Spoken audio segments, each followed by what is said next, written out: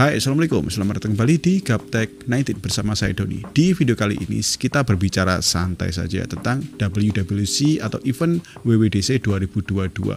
Di situ Apple banyak sekali mengeluarkan operating system yang termasuk 3 ya, untuk Mac OS, iPad OS, kemudian untuk iOS. Yang kita bahas di video kali ini lebih spesifik di iOS-nya saja ya, tepatnya di iOS 16. Di situ banyak sekali fitur yang dijabarkan Apple, dan di sini saya bahas fitur-fitur yang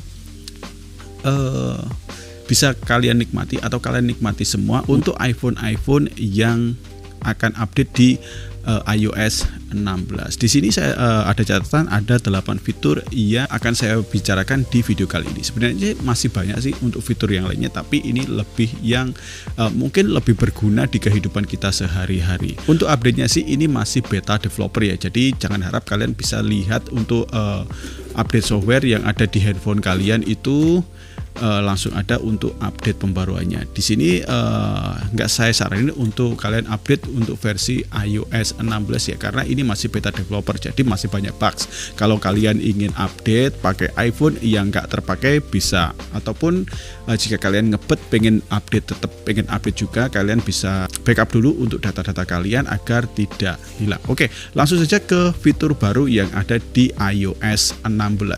Oke, yang pertama adalah kita bahas dari segi lock screen-nya. Lock screen adalah fitur yang paling di-highlight dari event WWDC kemarin, dan di sini untuk lock screen-nya ini dapat pembaruan yang cukup banyak ya.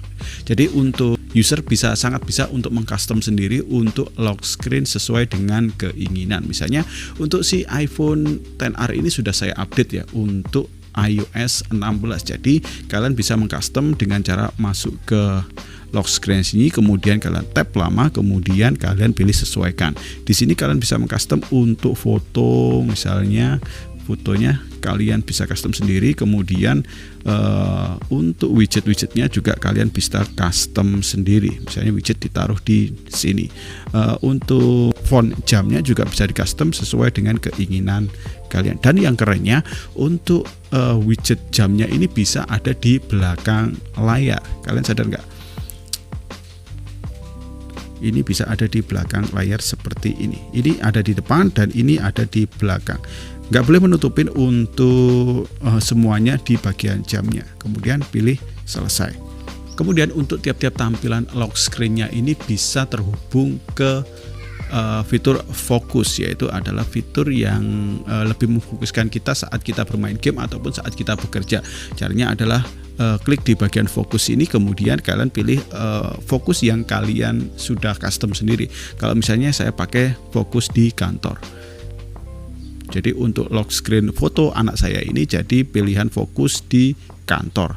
Jadi untuk aplikasi-aplikasinya sesuai dengan apa yang saya lakukan saat di kantor.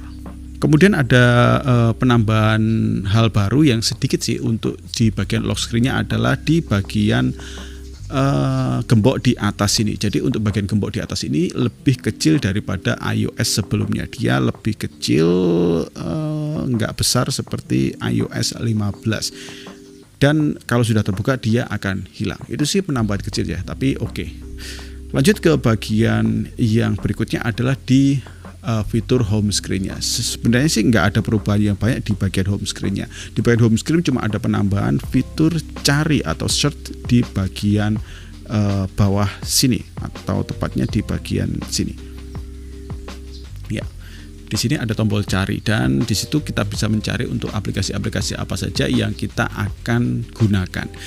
Lanjut ke fitur yang berikutnya adalah fitur kebugaran atau fitur fitness. Yang kalian nggak punya Apple Watch, kalian bisa memakai fitur fitness ini dan langsung bisa digunakan. Kemudian untuk fitur ini saya nggak bisa praktekin karena saya tidak pakai Apple Watch.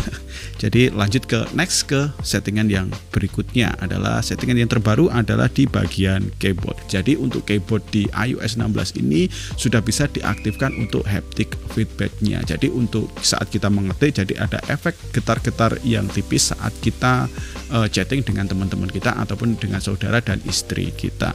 Kemudian lanjut ke fitur, masih di fitur keyboardnya adalah di fitur detection yang juga ditingkatkan. Tampilannya juga beda saat kita gunakan dikte ini saat kita memakai dia tidak hilang untuk bagian keyboardnya, jadi dia masih ada untuk keyboardnya. Jadi kita bisa menggunakan fitur dikte ini, dan saat kita gunakan fitur dikte kita bisa pakai untuk keyboardnya juga. Next, ke fitur yang berikutnya adalah di fitur live text.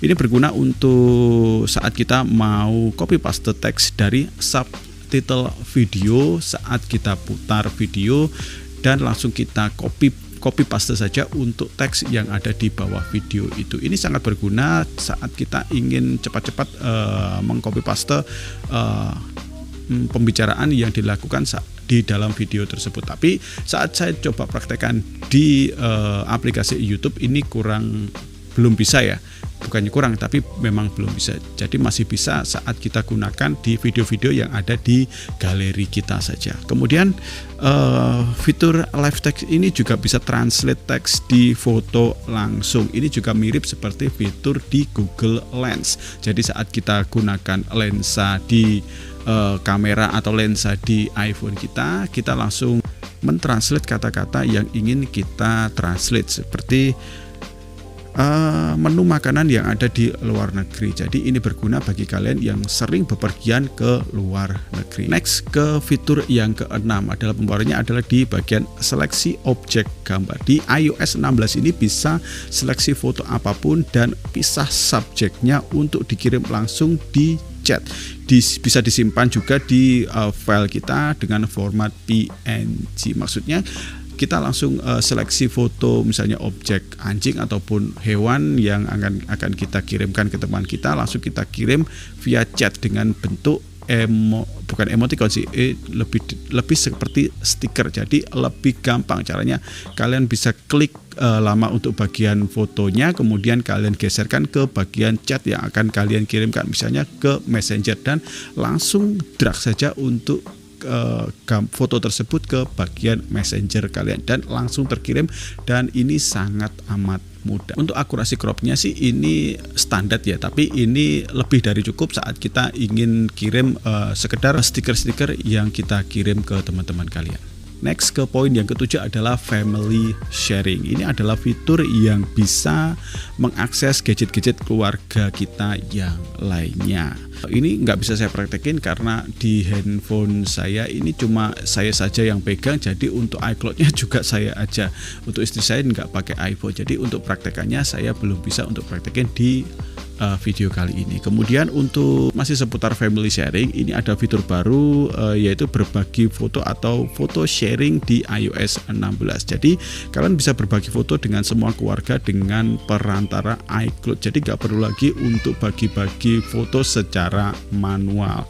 Kemudian lanjut ke poin yang terakhir adalah poin yang ke-8 adalah fitur ngutang dari Apple, yaitu adalah Apple Pay Later. Ini sebenarnya sih masih sama seperti Shopee Pay Later dan lain sebagainya, tapi untuk di Indonesia ini kelihatannya belum bisa digunakan untuk fitur ini. Jadi kita skip saja untuk fitur keren dari Apple ini, yaitu fitur ngutang di Apple atau Apple Pay Later. Oke, sebenarnya masih banyak sekali untuk fitur update di iOS 16, tapi yang lainnya fiturnya kurang begitu terpakai di banyak orang, dan 8 fitur di atas tadi jelas akan bisa dinikmati di semua orang pengguna iOS 16 ke depan. Oke, demikian saja video ini saya buat. Terima kasih sudah menonton video ini dari awal sampai akhir. Semoga video ini bermanfaat. Saya Dodi pamit. Assalamualaikum warahmatullahi wabarakatuh. Ciao.